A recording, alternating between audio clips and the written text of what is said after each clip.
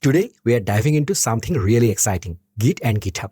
But before we go any further, let's clear one thing up. Git and GitHub are not the same thing. They are connected, yes, but completely different. Think of it this way. Git is the coffee and GitHub is the coffee shop where that coffee is served. Fun analogy, right? Don't worry, in just a moment, you will see exactly what I mean.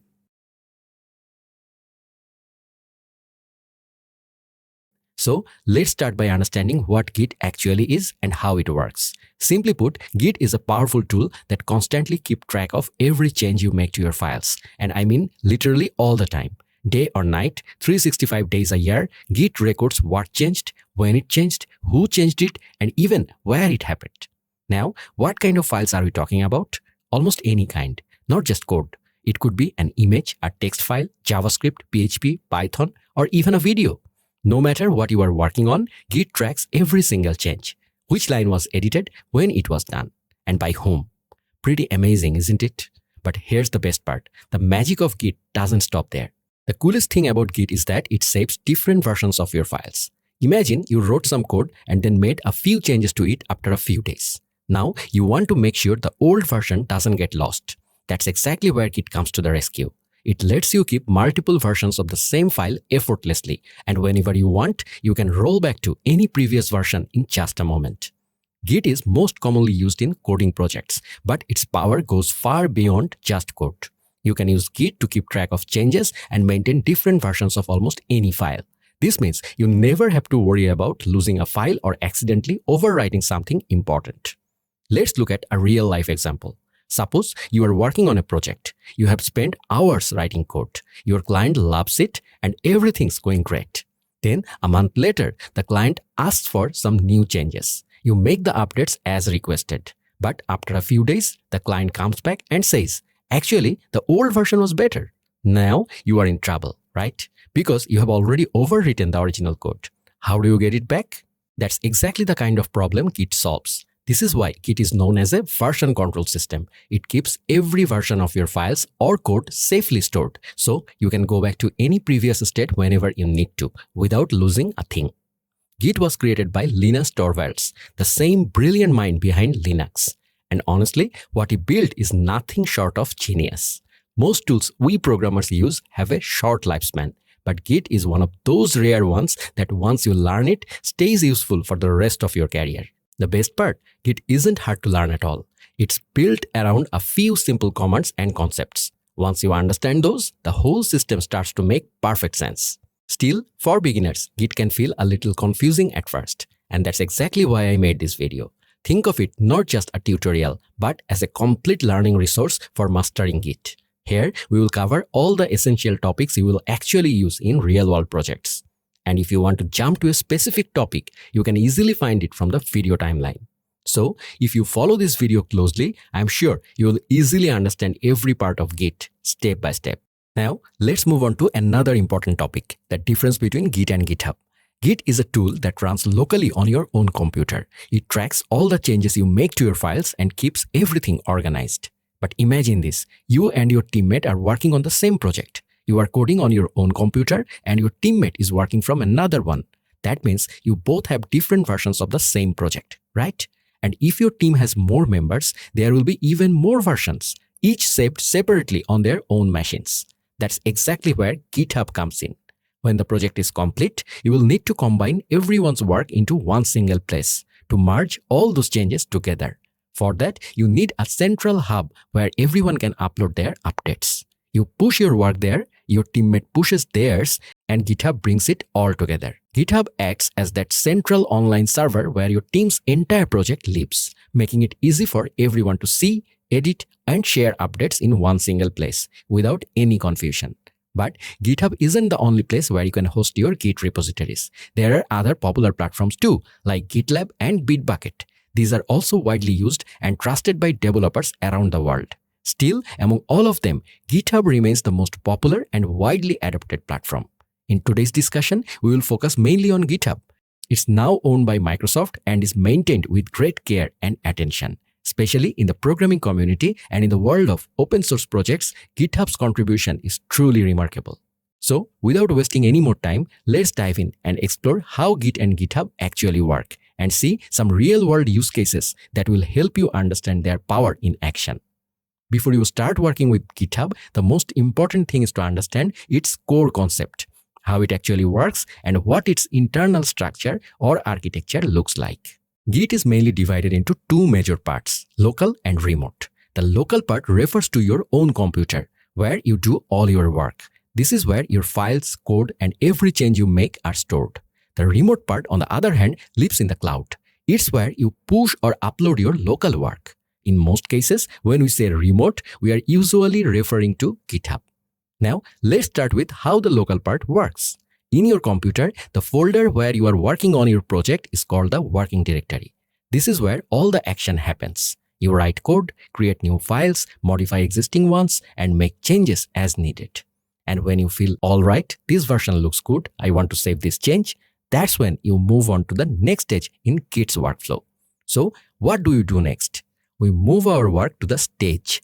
At first, this word might sound a bit unfamiliar, but once you use it a few times, it will make perfect sense. In simple terms, when you finish your work in the working directory, staging means you are saying, all right, my changes are ready, they can move to the next step. This staging process is the second phase in Git's workflow. Then comes the third phase, where we take the staged files and send them to the local repository. You can think of the staging area as a middle ground, a temporary space where files sit between your working directory and the final save in the repository. Once you have reviewed everything and you are confident the work is correct, you commit it. Committing means permanently saving those changes to your local repository, locking them in as a recorded version of your project's history. Now, you might be wondering, what exactly is a repository? Simply put, a repository is a place where all the versions of your files and their complete change history are stored. In the case of a local repository, it's a specific folder on your own computer. For a remote repository, it lives on a cloud server like GitHub. You can think of a repository as a digital cabinet for your code, a secure place where Git neatly stores every record of your work and every change you have ever made. Inside this repository, Git automatically creates a few system files that track everything: your changes, history, commits, and more. These files are managed entirely by Git itself, and the whole system runs based on the data stored within them. So, if we summarize everything we have learned so far, it goes like this. First, we work inside our local working directory. Once we are done, we stage our changes and then commit those staged files to the local repository. Up to this point, everything happens only on our own computer. Nothing has been sent to the cloud yet. We need the cloud only when we want to share our code with others, access it from another computer, or keep it safely backed up. That's when we push our local repository to the remote repository. In other words, we upload it to GitHub. Think about it like this. Just as we use Google Drive or OneDrive to store files, photos, or documents, we could technically keep everything only on our own device. But we store them in the cloud so that we can access them from anywhere. And even if something gets deleted locally, it stays safe online. GitHub works the same way. It's our cloud backup for code. So you see, the main purpose of this whole process is to make collaboration and remote access possible. Having a remote means we can easily send our code from the local repository to a cloud server, and if needed, pull that same code back to any other machine.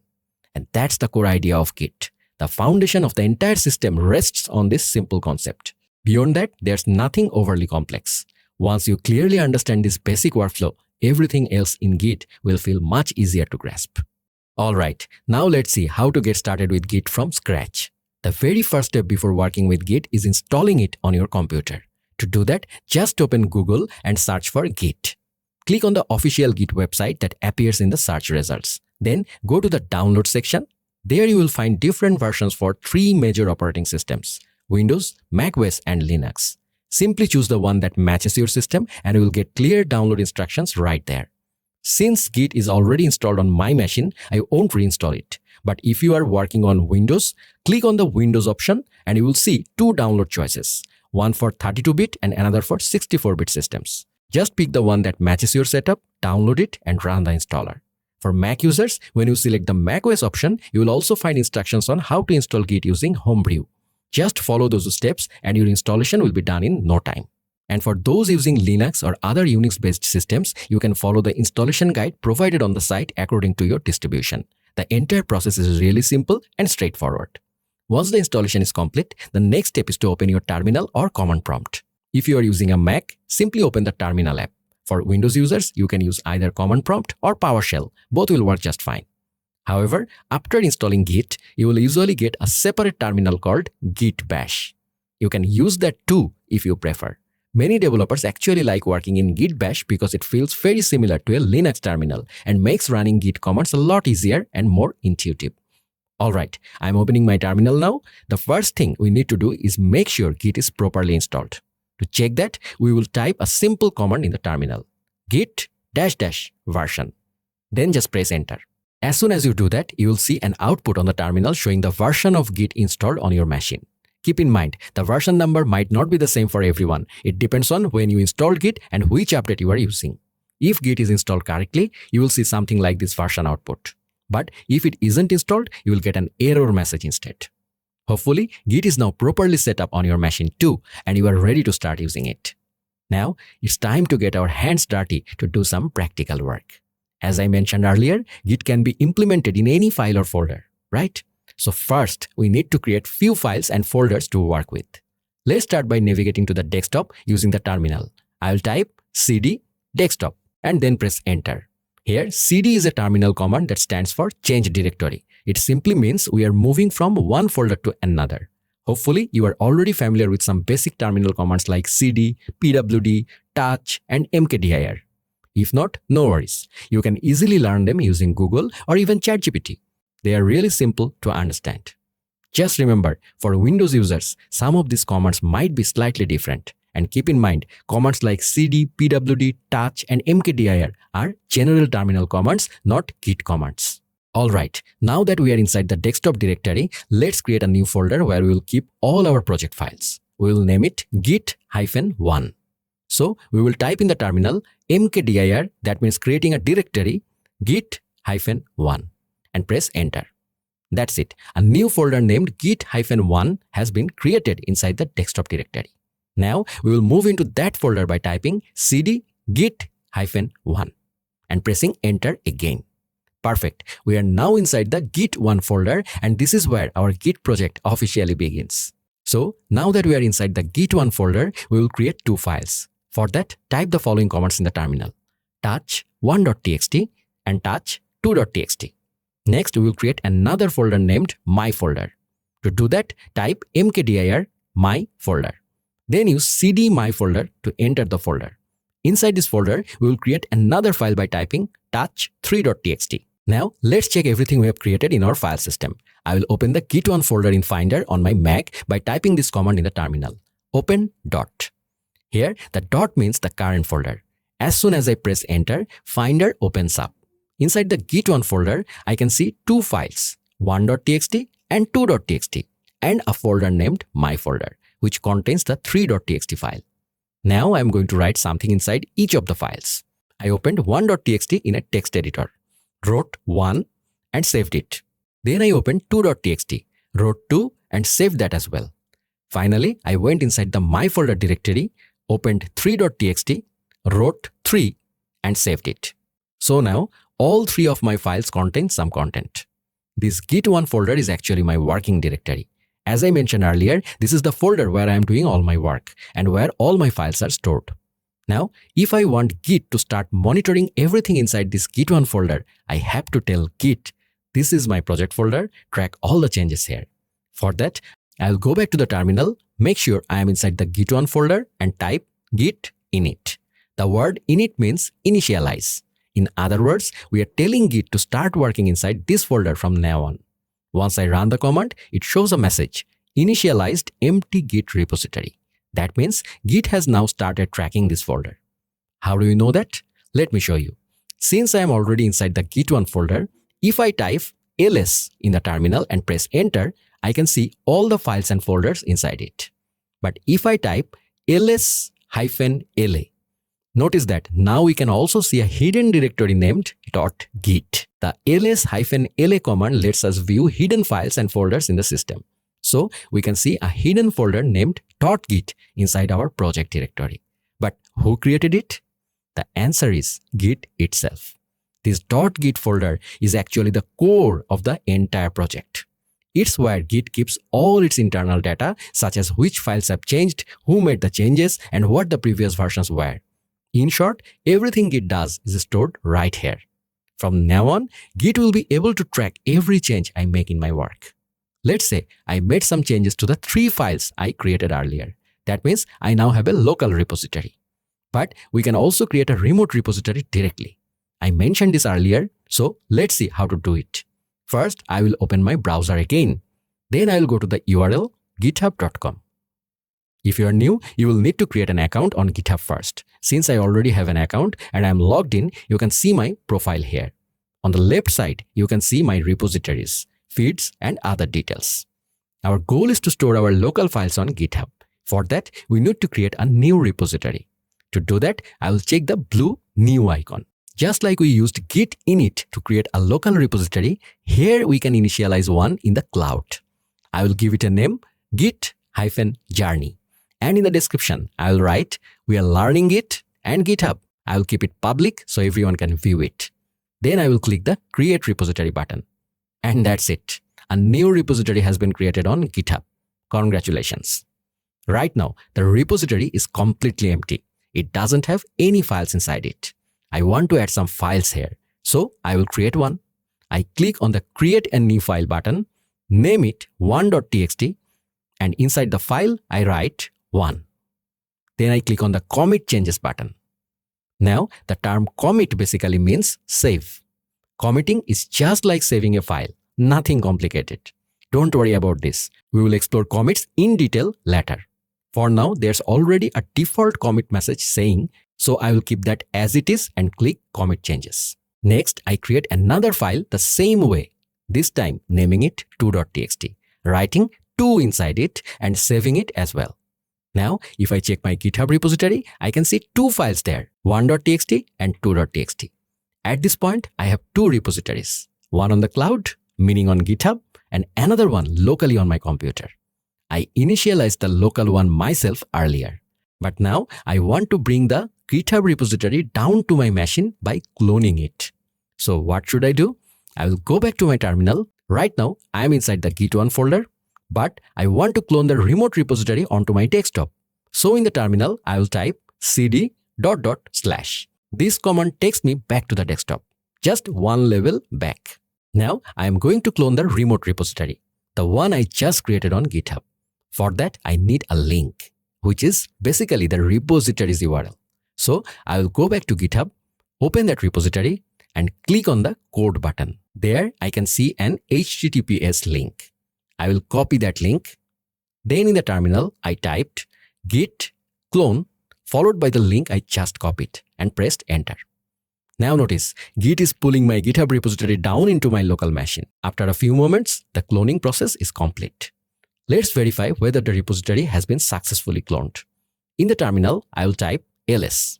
This command shows the list of folders in my current location.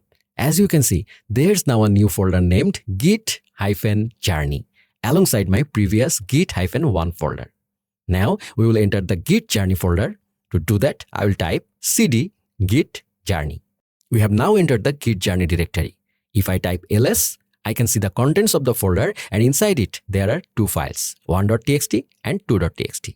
And if we want to see the hidden files, we will simply type in the terminal ls-a. Even here, you will find a .git folder. That proves this is also a complete Git repository, cloned from the cloud. Earlier, we saw the same thing in our local repository, right? So this is how we can create a Git repository in 2 ways. One by initializing it locally, and the other by cloning it from GitHub or any other remote server. No matter which way we create it, to start working with Git, initialization is always required. Now, let's look at something new. Suppose I am currently inside the Git Journey folder.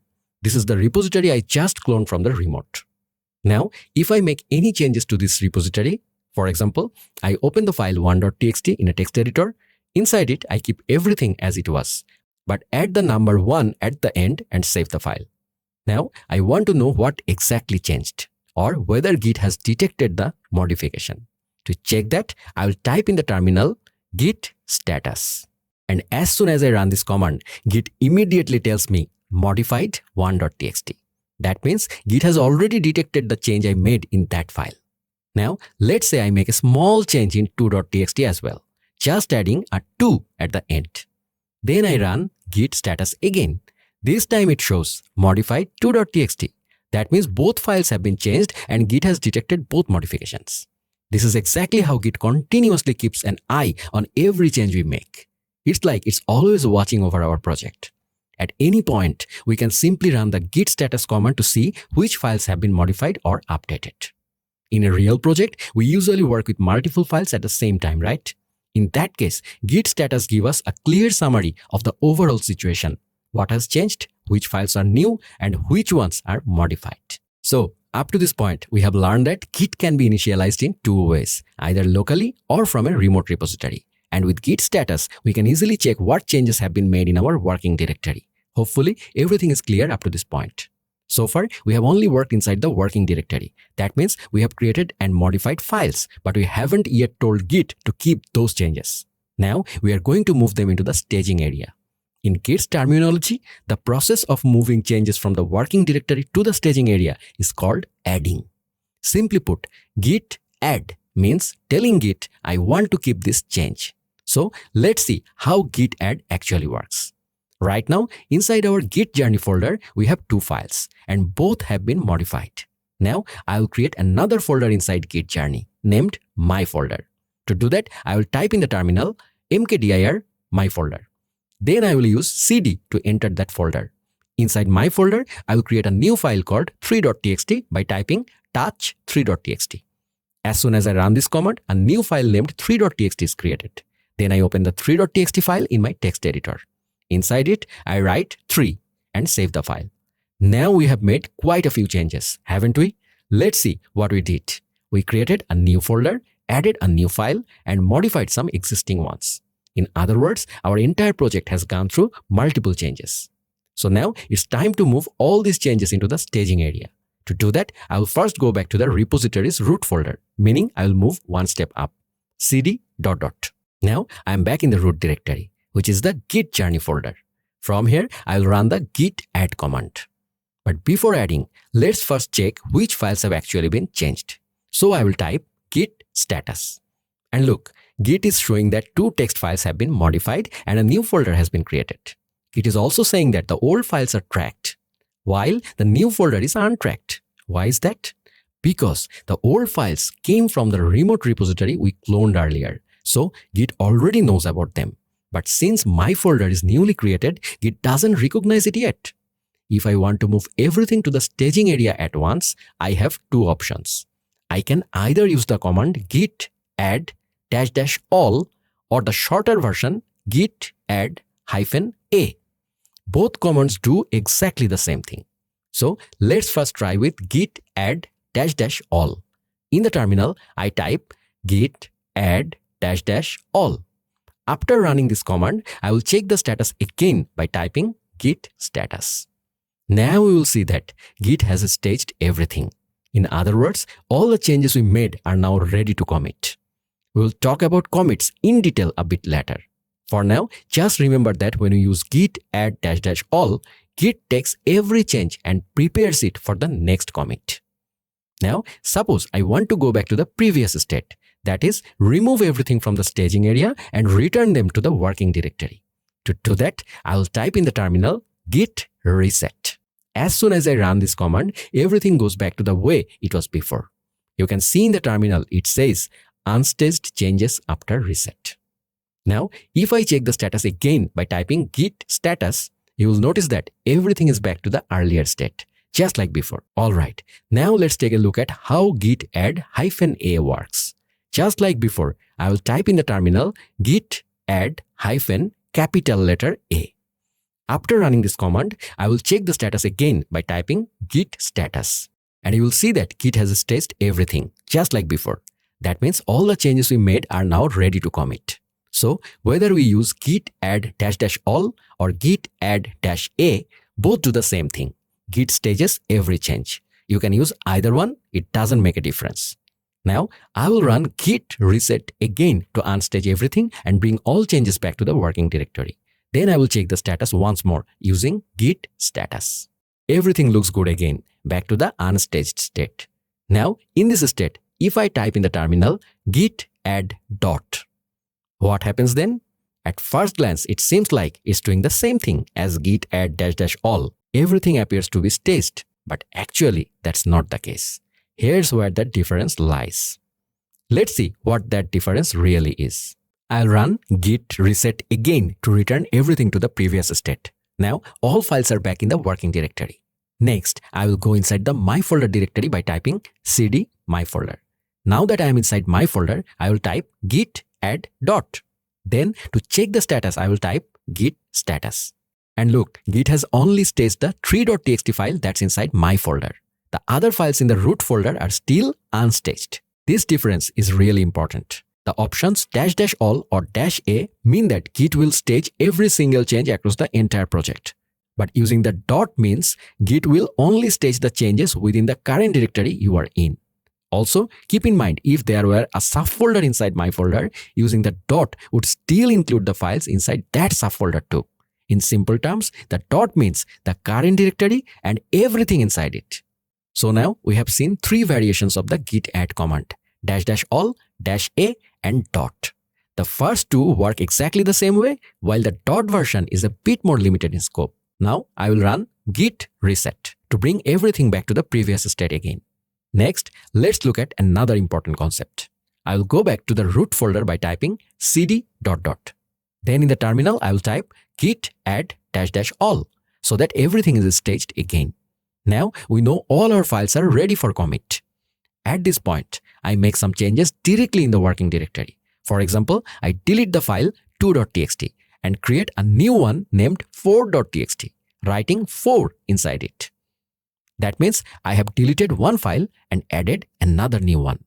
Now, if I check the status by typing git status, what do you see? Git shows that under changes to be committed, the previously staged files are still there. But under changes not staged for commit, it now lists 2.txt as deleted and 4.txt as untracked. So if I now type git add star and then check again with git status, you'll see that Git has staged the newly created 4.txt file, but it hasn't staged the deleted 2.txt file. That's why it's important to understand that git add star only stages new or modified files, but not deleted ones. The behavior of the asterisk is that it stages all visible changes except for deleted files. In other words, if a file has been deleted, it won't be added to the staging area. That's the key difference between the star and the dot and the -all options. This is how the star works in git add. Now, let's return to the previous state again by typing git reset. Then check the current situation with git status. Now, if you want to stage only a specific file, say 1.txt, which has been modified, you can do that by typing git add 1.txt. Similarly, if you want to stage a file inside a folder, for example, the file inside my folder, you can write git add my folder /3.txt. Let's test it. I type git add 2.txt. After running this command, if we check the status using git status, we'll see that only 2.txt has been changed. So yes, we can also stage individual files by specifying their names. Now, let's go back again by typing git reset. This returns everything to the previous unstaged state. We can also stage files by their extension. For example, if we want to stage all .txt files, we will write git add star.txt. This command stages all .txt files in the current directory, excluding deleted ones. Note that Git only stages the changes it finds in the root folder. It won't include deleted files or files inside subfolders. Finally, if we want to stage everything at once, the best and simplest practice is to go to the root directory and type git add dot. After doing that, all the changes are staged together. If we now run git status, we'll see that everything has been staged successfully. That means all our changes have been moved from the working directory to the staging area. So far, we have learned how to move changes from the working directory to the staging area using the git add command. Now, let's see how we can save those changes from the staging area to the local repository. In Git's language, this is called a commit. It means we are confirming and saving our changes permanently. You can think of it like getting ready for a party. You don't just walk straight out the door. First, you stand in front of a mirror and check your clothes, shoes, tie, and hair. Then the stage where you make adjustments. Maybe you realize this shirt doesn't look good, or let me change these shoes. That's an intermediate step. You haven't left for the party yet. You are just making sure everything is in order. If something's off, you can fix it right there. Once you are satisfied and everything looks perfect, that's when you finally leave for the party. Git works in the same way. Instead of going straight from the working directory to the local repository, we first move our changes to the staging area. This is an intermediate step where we can review, adjust, or even remove changes before saving them permanently. We don't commit directly from the working directory because the staging area gives us a chance to verify everything before finalizing. When you finally commit, it means you are sure everything is correct. No more mistakes, and now the work can be saved permanently. That's why this process is called a commit. Now, let's see how to make a commit in practice. First, we will check our current state using git status. It shows that the staging area contains some changes. These are ready but not yet committed. To commit them, we will write git commit /m space and a commit message. The /m flag lets you add a short message describing what you changed. For example, git commit /m, I have made some changes to the files. Now, sometimes an error may appear the first time you try to commit. When you install Git for the first time and attempt a commit, you might see a message like, "Please tell me who you are." Don't worry, this is completely normal. It's just Git's way of asking for your identity before recording a commit. Git needs to know who is making the changes and from which email address. This information is attached to every commit in the project history, which later helps track who made which changes. Fixing this issue is very simple. Git actually tells us exactly what to do. Just run the following two commands: git config --global user.email and pass your email address. Then git config --global user.name, pass your name. By running these two commands, the problem is solved. The first command sets your email address globally, and the second one sets your name globally. The --global flag means that this configuration will apply to your entire computer. So every Git commit you make from this machine will use the same name and email from now on. If you want to make the configuration specific to a single project, you can use the --local flag instead of --global flag. That way, the settings will apply only to that particular repository. In short, when you use Git for the first time, setting up your user configuration is mandatory. It's part of the basic Git setup you need to do before committing. Once it's configured, Git will automatically recognize your identity for all your future commits. Since I already have Git configured, I don't need to set it up again. Alright, let's go back to our main task. We are going to make a commit. We already know what to type in the terminal. Git commit -m. I have made some changes to the files. Perfect. The commit is done. The terminal now shows how many files were changed, how many lines were added, and how many lines were deleted. Let's verify everything by checking the status, git status. As you can see, everything looks clean now, meaning all the changes have been successfully saved in the local repository. From now on, whenever you make new changes to any file, you will have to stage and commit them again, just like before. One more thing about commits. You can always roll back to the previous state if needed. To do that, type in the terminal git reset head and a tilde sign. This command will undo the last commit and bring everything back to the working directory. Now, if we type git status, you will see that all the files have returned to the working directory, ready to be staged again. You can now modify or commit them as you wish. See how amazing Git is. You have complete control over your work. It's just about remembering the right commands. We will explore even more useful features soon. Now, let's move on to the use of git remove. But before that, let's make a new commit, just like the one we did earlier. So, in the terminal, I will type git add dot. Then git commit -m. I have made some changes to the files. Perfect. Our commit is done.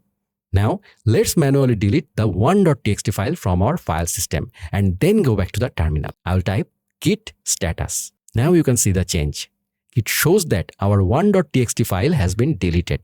After that, if I type git add dot, the deletion will also be staged, right? So instead of deleting a file manually and then adding it again, you can actually do both steps in a single command.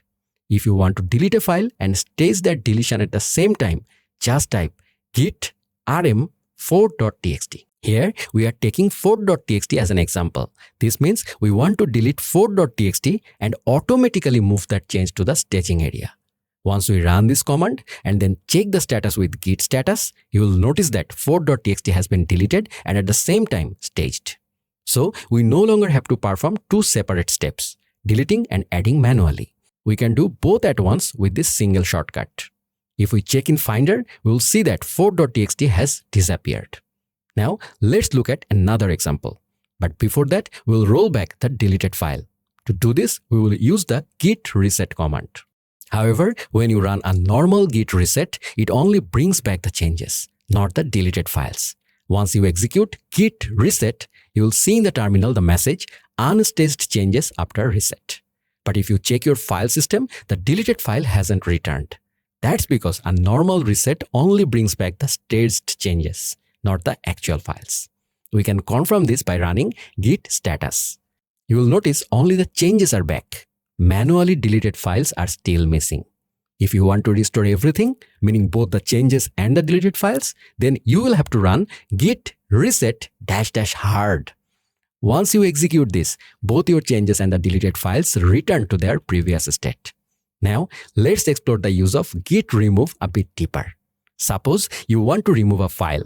Now, let's say we edit the 4.txt file and write 4 inside it. That means there's now a change in the working directory. If I try to delete it directly using git rm 4.txt, what happens? The file isn't deleted and Git starts showing an error. The following file has local modifications. This means Git isn't allowing the deletion because it has detected uncommitted changes in that file. Before you can remove it, you either have to commit those changes or confirm that you truly want to discard them. If you are sure you want to delete the file anyway, you can force it by using git rm /f 4.txt. As soon as you run this command, the file is forcefully deleted. If you check your file explorer, you'll see that 4.txt is gone. Now, let's look at another situation. I'll run another hard reset. Git reset --hard. This brings everything back again. I'll now modify the file 4.txt by writing hello inside it. Now, if I type git rm --cached 4.txt, this removes the file from the staging area but keeps it physically in your working directory. Let's check it with git status. You'll see that 4.txt has moved to the untracked file section. It's no longer staged, but the file itself still exists in the system. That's the difference between the --force and --cached flags.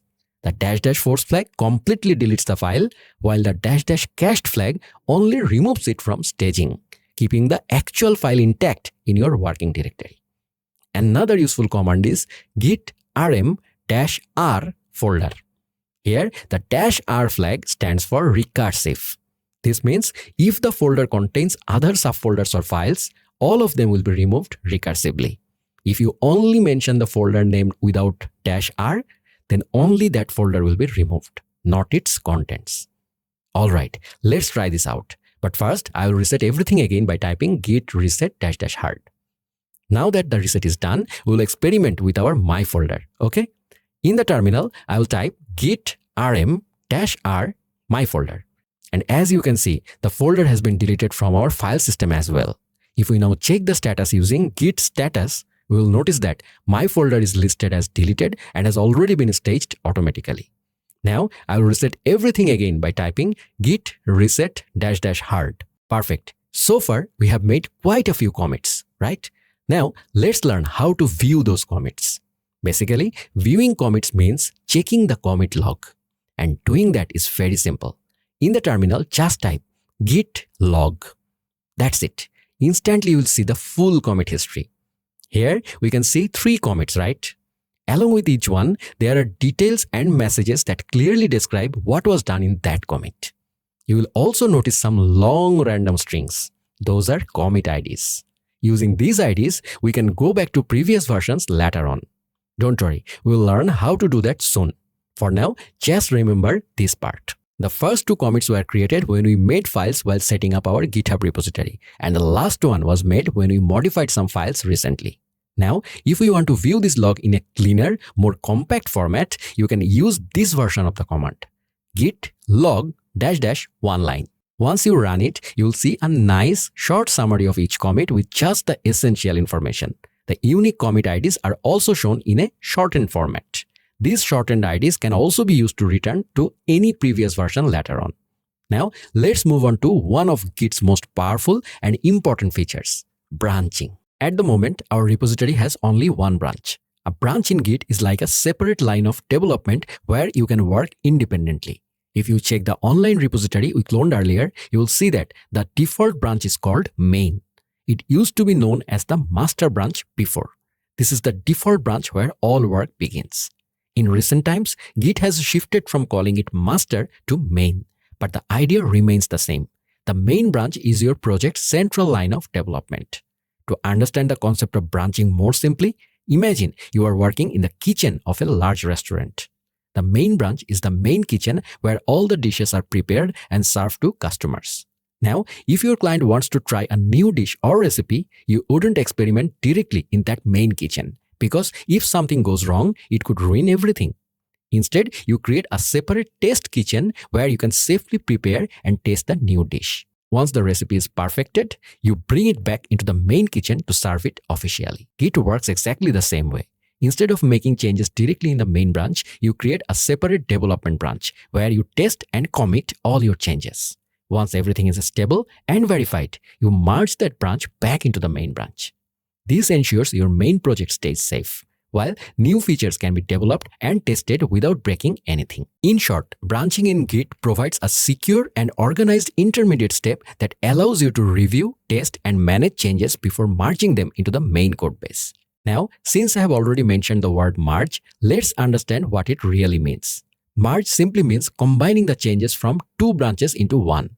It's an important concept for understanding how branches work. In Git, you can create multiple branches, like staging, development, frontend, or backend, and work on each of them separately. Once all the changes are finalized and tested, they are merged back into the main branch. Right now, our application has only one branch. To see how many branches we have, we can type in the terminal git branch. This command shows the list of all branches. At the moment, we have only one, and the branch we are currently in has a star next to it. To create a new branch, we simply write git branch followed by the branch name. For example, let's type git branch development. Now, if we run the same command again, like git branch, we'll see two branches listed, main and development. That star next to main means we are still on the main branch. When a new branch is created, it takes the exact state of the branch you were on at that moment. So, in this case, the development branch is an exact copy of the main branch. Remember, whenever you create a new branch, it inherits the current state of the branch you are in. Now that we have created a new branch, let's switch to it. To move to the development branch, type git checkout development. We are now inside the development branch. If we check the current status using git status, we will see that everything looks clean because the development branch has been created with the same content as the main branch and it was clean before. Now, let's go to our file system and create a new file named 3.txt. Inside it, we will write 3. Then back in the terminal, if we type git status, we will see that there's a new file. To stage it, we type git add dot. And to commit it, we write git commit /m. I created 3.txt and entered 3 there. Now, our commit is done inside the development branch. Next, let's switch back to the main branch. To do that, we type git checkout main. Now, we have moved from the development branch back to the main branch. If you check your file system now, you will notice that the 3.txt file is no longer there. Why? Because the changes made in the development branch exist only in that branch. Those changes haven't been merged into the main branch yet. The moment you switch back to the main branch, Git automatically hides the changes made in development, showing you only what exists in that main branch. This demonstrates just how much control Git has over your file system. When you switch branches, Git instantly adjusts which files are visible so that you only see the changes relevant to that specific branch. There's no duplication or conflict in your file system.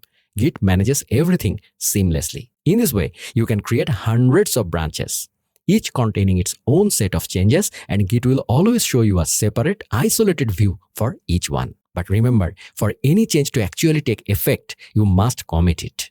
Whatever branch you are working in, the commit must be made there. Once committed, Git understands that those changes belong exclusively to that specific branch.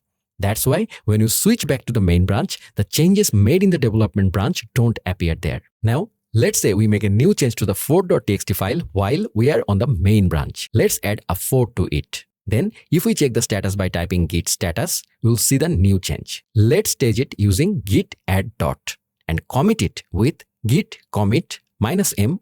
I changed 4.txt and added additional 4. Now, both branches have changes. The main branch has this new commit and the development branch still has its previous one.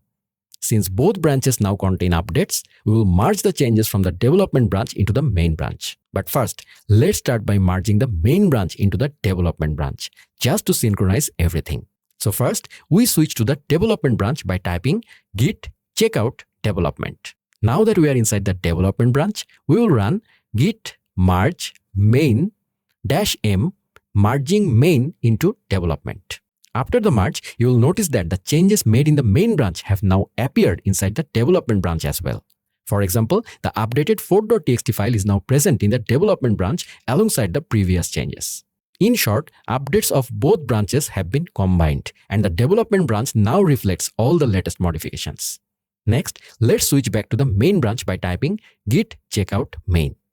Once we are back on the main branch, we can see that the changes from the development branch haven't yet appeared here. So now, from the main branch, we will merge everything from the development branch by typing git merge development /m merging on main with development. After running this command, you will see that the 3.txt file from the development branch has now appeared in the main branch as well. That means both branches' changes have been successfully merged and the merge process is complete. However, sometimes during a merge, conflicts may occur.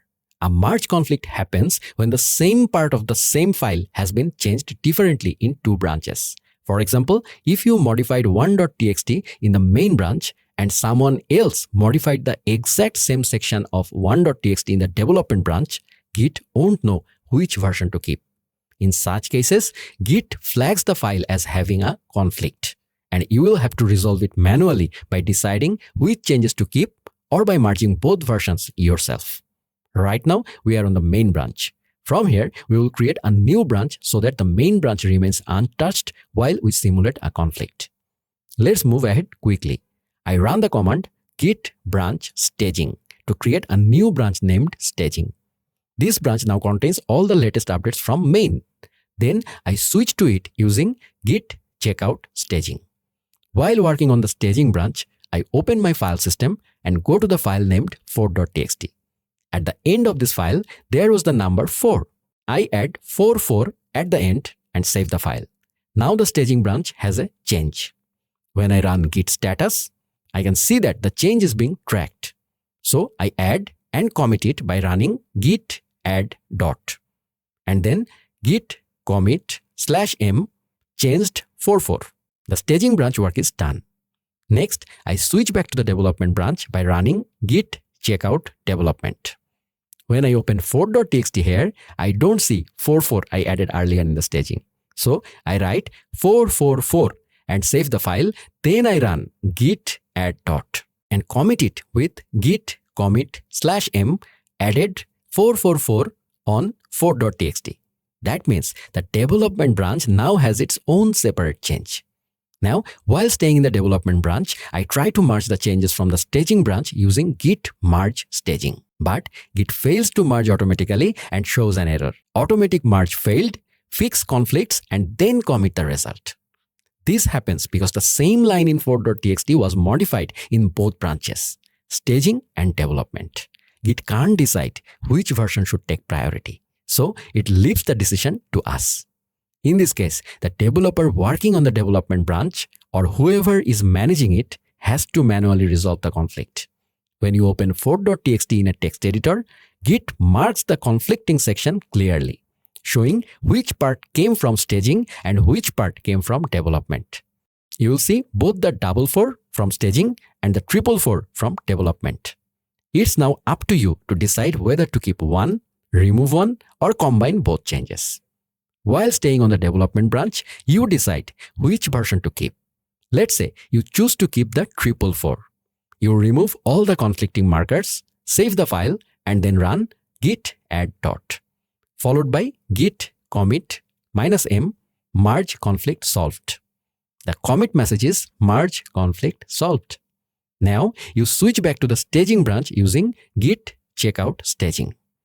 When you open the file system and check 4.txt, it still shows 444, meaning no change has been applied yet. At this point, you can choose to merge changes either into staging or development since both branches are now in sync. Let's say we decide to resolve it from staging. We run the command git merge development. This time, Git merges everything smoothly without any conflict because both sites now contain the same content. When you check the status using git status, it shows everything is clean. Now, if we want to bring these merged changes into the main branch, we switch to it using git checkout main. Once we are on the main branch and open the file system, we notice that 4.txt doesn't yet have the latest update. So we merge the staging branch with git merge staging. Immediately, all the latest changes flow into the main branch. The 444 from staging and the 444 from development now combine perfectly, resulting in the final merged version. And that's how the entire process of merging and resolving merge conflicts is completed.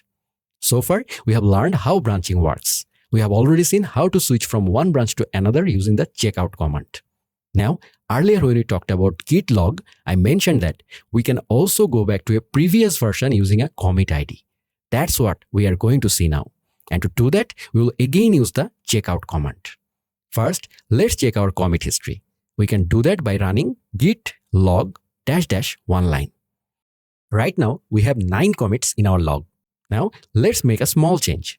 I open the 1.txt file and write hello inside it. Then I stage it by running git add dot and commit it using git commit /m update 1.txt file. Next, I again run git log -- one line and all the commits are nicely displayed. Now, I want to switch back to one of my previous commits, especially the one named merging main into development. To do that, I will simply copy the commit ID of that commit and type git checkout that commit ID.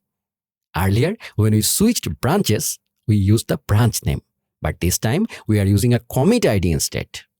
Remember, your commit ID will be different from mine. After running this command, the project will move from the main branch to the exact state it was in at that previous commit. However, you must ensure that all your changes on the main branch are tracked and committed before doing this. If there are many untracked or uncommitted files, it won't allow you to check out to a previous version. Once you run the command, you'll see that in the terminal, instead of showing main, it now says head detached at your commit ID. That means you have successfully switched to that particular commit. If you open 1.txt now, you will notice the hello line you added earlier is no longer there. That confirms you have returned to the previous version of your project. But now, suppose you want to go back to your latest state. That means returning to the main branch. In that case, you will use the same command as before, git checkout main. Perfect. Now you have switched back to the main branch, meaning you are back to the most recent version of your project. So we have seen how to switch between commits, how to move from one version to another. Now let's explore something new. How to compare one commit with another. If we want to see the differences between our current commit and a previous commit, what lines of code were added, what lines were deleted, we can do that easily using git commands. Before that, let's first check our commit history again by typing git log -- one line. We can see that there are now 10 commits in total. Now we'll compare the commit update 1.txt file with the previous one, that means merging main into development. For that, we will need the commit IDs of both. Since we have already run git log, we can just copy those two IDs. Once we have them, we will write the command git diff, diff, then the first commit ID, space, then the second commit ID. After running this command, Git will show us the exact changes made between those two commits. The terminal will display which files were changed, what was removed in red, and what was added in green. Also notice one important detail. In Git diff, we place the most recent commit ID first and the older one second.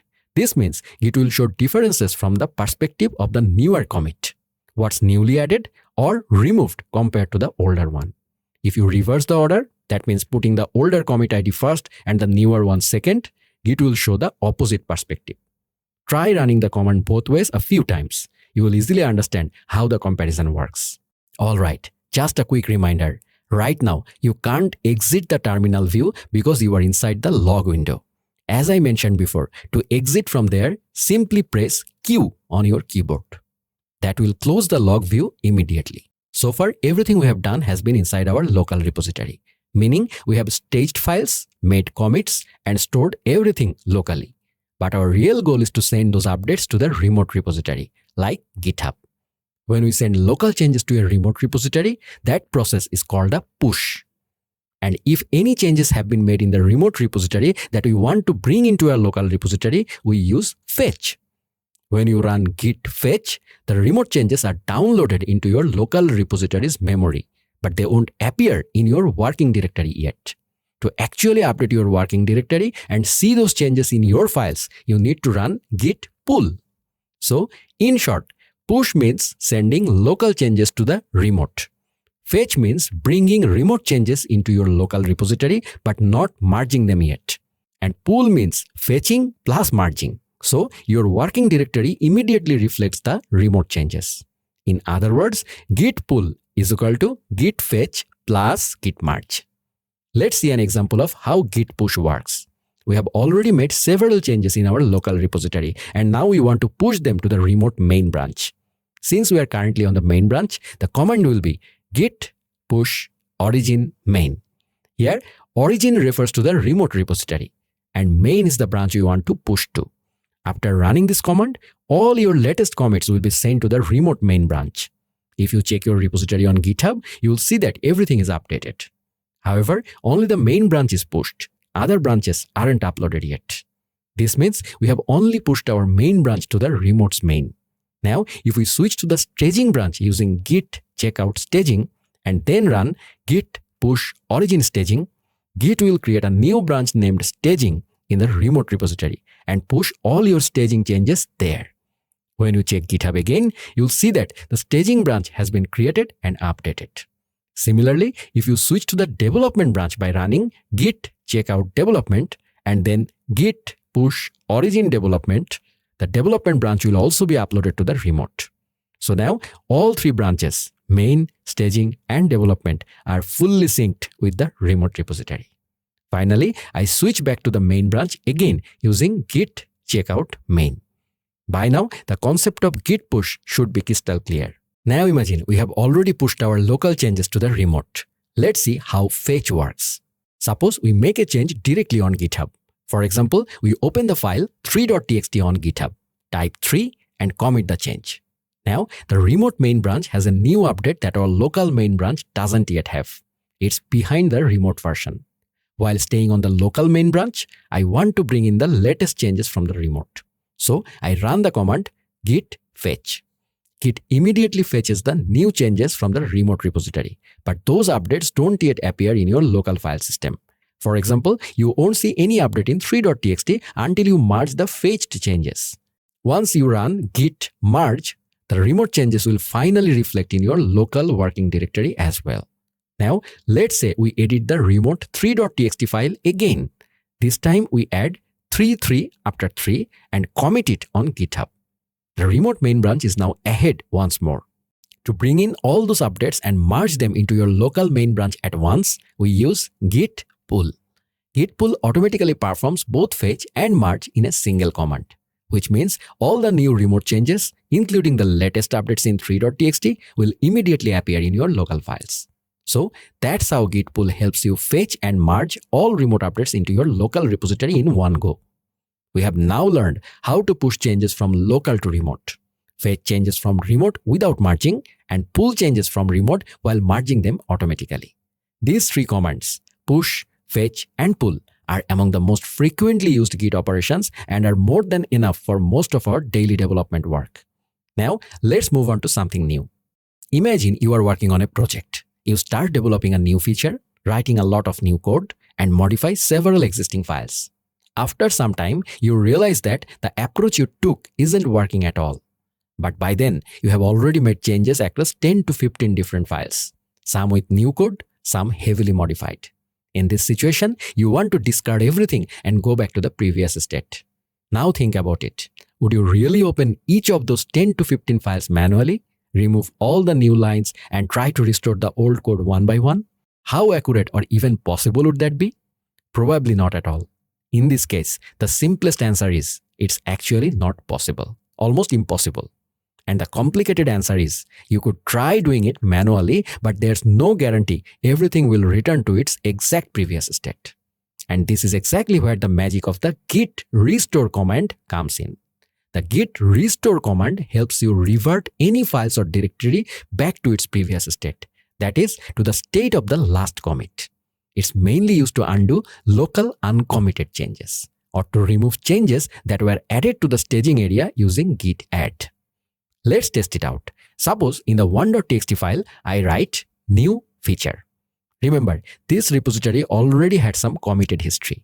Now, I am just trying to develop a new feature. But after writing the new code, I realized that the change I made in 1.txt, adding new feature, was actually a mistake. The previous version was fine. And since this change isn't ready to be committed, I want to undo it and go back to the last committed state. To do that, I'll simply run git restore 1.txt. As soon as you run this command, the file instantly reverts to its previous state, the exact version from the most recent commit. If you want to restore an entire directory instead of a single file, just type the directory name after git restore, and it will bring everything in that folder back to the last committed version. And if you want to undo all changes across the entire repository, you can run git restore dot. This will restore every file to its last committed state. Now, if you have already staged some changes using git add, you can still undo them using the -- staged flag. For example, git restore -- staged file name or git restore -- staged dot. This removes the files from the staging area but keeps the working directory unchanged. So, in summary, the git restore command helps you bring any file or directory back to its previous or last committed state. It's mainly used to undo local uncommitted changes before they are ever committed.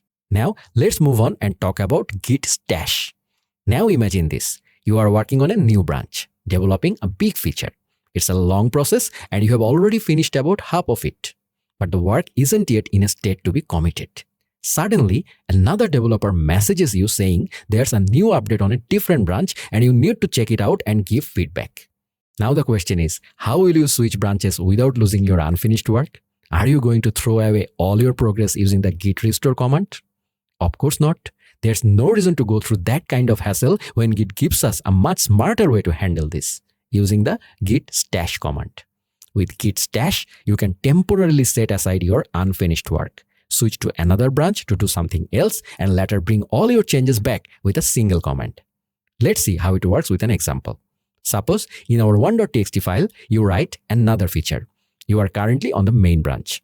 Now let's say you need to switch to the development branch to review a new feature. So you type git checkout development. But Git throws an error. Your local changes to the following files would be overwritten by checkout 1.txt. Please commit your changes or stash them before you switch branches. Aborting. This means because Git doesn't allow switching branches when there are uncommitted changes, it's protecting your work. But since your feature isn't ready to be committed, this is exactly when we use git stash. So you can run git stash. The moment you execute this command, your uncommitted changes disappear from your working directory. But don't worry, they are not lost. Git has safely stored them in a temporary area called the stash. This lets you freely switch branches without affecting your unfinished work. Now, let's switch to the development branch. Git checkout development. You have now successfully switched branches. You can review the new feature, make notes, do whatever you need to. Once you are done, you switch back to your main branch again, git checkout main. But now, when you look around, you will see that your unfinished feature, the one you were working on earlier, isn't there. Don't panic, it's still saved safely in the stash. To bring it back, you just need to pop it out of the stash using the command git stash pop. As soon as you run this, all your stashed changes reappear in your working directory. The pop command restores the most recently stashed work and simultaneously removes it from the stashed list. If you have stashed multiple times, Git keeps them all in order, newest on top, oldest at the bottom. When you pop, it brings back the most recent one first. But if you want to reapply the stashed changes without removing them from the stash list so that you can reuse them later, you can use the apply command instead. For example, git stash apply. This way, your changes are restored, but they also remain safely stored in the stash for future use. So now I run git stash again, and then this time I type the command git stash apply. After running it, you will notice it behaves almost the same before. The changes come back just like when we used pop. Alright, now let's understand the difference more clearly. We already know that Git can store multiple stashes, and we can even view a list of all those stashed changes. To see that list, we type git stash list. Once you run this command, you will see a list of all your saved stashes. If you look closely, you will notice that each stashed item is marked with an identifier like stash 0, stash 1, and so on. You can use these identifiers to apply or pop specific stashes as well. For example, git stash pop stash 0 or git stash apply stash 0. Both commands will work. The only difference is how they handle the stash afterward. Let's walk through this difference step by step. First, I check my stash list using git stash list. And I see there's just one stash in the list. Since I already ran git stash apply once, the stash item is still there in the list. To understand this better, let's first remove that stash manually using the git stash drop command. The drop command basically removes a specific stash from the stash list. Alright, so in the terminal, we will simply type git stash drop. Now, if we check our stash list, we will see that it's completely empty. Type in the terminal git stash list. See, the stash list is totally empty now. Since we previously used git stash apply, all the changes are still in our working directory. We can confirm that by typing git status. Let's do that. Git status. And as you can see, the changes we applied are still there. Now, let's go ahead and stash those changes again by typing git stash. That means we have stored our changes back into the stash. Next, let's check our stash list again. Type in the terminal git stash list. What do we have here? We can see there's just one stash entry. So now we are going to look at the difference between pop and apply. Now I run git stash pop. The stashed changes are successfully restored into my working directory. Then I check the list again with git stash list, and this time the list is empty. That's because pop brings your changes back and removes them from the stashed list. It's like taking them out permanently, like cut. That's because pop brings your changes back and removes them from the stashed list. It's like taking them out permanently. Now let's stash something again. I run git stash and check the list once more. Git stash list. This time I see one stash item again. Now I run git stash apply. The command works perfectly. My files are restored just like before, but when I check the stash list again using git stash list, boom, the stash is still there. It didn't disappear. So here's the key difference. Git stash pop restores your changes and removes them from the stash list, while git stash apply restores your changes but keeps them in the stash list for future use. That's exactly what I wanted to show you. I walked you through both commands so you can clearly understand how they behave differently. Hopefully, now the concept is crystal clear. Now, let's talk about git revert. The git revert command is used to undo the changes made in a previous commit. But instead of deleting that old commit, it creates a new one that reverses those changes. In other words, it cancels out the effects of a previous commit while keeping the project history completely clean and traceable. That's why it's called revert, because it doesn't delete any commit. Rather, it creates a new commit that brings back the project to its previous correct state. Simply put, Git revert means fixing an old mistake without erasing it. For example, imagine you accidentally added too much salt while cooking. Instead of throwing the whole dish away, you adjust the flavor by adding some extra ingredients to balance the saltiness. Similarly, Git revert doesn't delete the faulty commit. It corrects it through a new one. Now, to revert something, you will need its commit ID. Let's see an example. Suppose in the file 3.txt, you added the line hello 3. Then you ran git add dot. Then git commit -m hello 3. Now, if you check the log using git log one line, you will see, let's say you realize that the hello 3 commit is introduced a bug and you want to remove it. Before that, copy the commit ID of hello 3 and then run git revert that commit ID. After running the command, you'll see a prompt asking for a commit message. You can either type a custom message or simply keep the default one and exit it by typing :WQ. That means write and quit. Once you do that, the changes from hello 3 will be undone. Now, if you check the logs again using git log one line, you will notice there's a new commit added specifically for the revert. At this point, you might be reminded of git reset, right? The main difference between git reset and git revert lies here. Git reset can take you back to a specific commit and discard all commits after that point without creating any new commit. On the other hand, git revert removes the changes from a specific commit by creating a new one that reverses it. So, if your project is on GitHub or any remote repository, other contributors can also see the revert commit, ensuring clarity and preventing confusion. Another key point is, if you check the logs after a reset, there will be no record of the removed commits. But when you use revert, you will clearly see an additional commit indicating that a revert took place. Crystal clear. Now let's talk about Git Rebase. Imagine you are starting to work on a new feature. So you create a new branch called feature by checking out from the main branch. You begin developing the new feature, making changes bit by bit, and committing your progress as you go. Meanwhile, another developer adds more updates to the main branch for production. Now, you also want to include those latest updates from the main branch into your feature branch. So, what can you do? Well, there are several ways to handle this. As we have seen before, one option is to merge the main branch into your feature branch. If you do that, Git will create a new merge commit, and all the latest updates from main will be merged into your feature branch. However, note that merging always creates an additional commit. You can see it clearly if you run git log. Some developers find these extra merge commits a bit messy, and if you continue merging multiple items, your commit history can look quite cluttered. In such cases, a better solution is to use Git Rebase. When you perform a rebase, the base of your feature branch changes. That means if you rebase onto main, all the new commits from main will be applied directly into your feature branch. Then all your feature branch commits will be reapplied on top of them. So while your main branch's code content remains the same, the commit history becomes much cleaner and more linear. You can easily verify this using git log.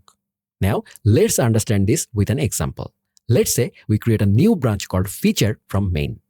Git branch feature. Then we switch to that branch. Git checkout feature. Now we are inside the feature branch. Let's open 1.txt and add the line adding dark mode functionality. Then stage it. Git add dot and commit it. Git commit -m adding dark mode functionality. Now let's switch back to the main branch. Git checkout main. We are now in the main branch. Let's create a new file called 2.txt and write inside it adding dark mode UI. Then stage and commit it. Git add dot, git commit -m, adding dark mode UI. Done. That means our main branch now has a new feature, dark mode UI. Now we want that same dark mode UI update to appear in our feature branch as well. So first we switch back to our feature branch. Git checkout feature. We are now inside the feature branch again. Our goal is to bring the latest updates from the main branch into the feature branch. But this time, we will do it using rebase. How do we do that? To perform a git rebase, you need to be on the branch you want to rebase and then specify the branch from which you want to bring that changes. For example, if you are currently on the feature branch and you want to bring in the changes from the main branch, the command will be Git Rebase main. That's it. Once you run this command, the rebase will be completed smoothly and the dark mode UI update from the main branch will now appear in your feature branch. Here's what actually happens behind the scenes when you use rebase. Git first identifies the most recent common commit shared between your current branch, that means the feature branch, and the branch you are rebasing onto, that means the main branch. Then all the commits in your feature branch that come after that common commit are temporarily set aside. Next, Git applies all the new commits from the main branch into your feature branch. Finally, it reapplies the saved commits from the feature branch on top of those main commits, one by one. The result is a clean, linear commit history, much tidier than what you get with merging. You can easily see this difference by running git log. However, even though Git Rebase is very powerful, it's not recommended to use it on public repositories or branches where multiple developers are working together. If you must use it, you should always inform your team beforehand. Otherwise, it can cause serious issues. The reason is that Rebase rewrites existing commit history, even the commit IDs change. So, if someone else is working on the same branch, your rebased commits won't match their local copies anymore, and they won't be able to pull or sync normally. Therefore, before using rebase, make sure you fully understand where you are applying it and whether it could cause problems for your collaborators. It's perfectly safe to use rebase on your local or personal branches where only you are working.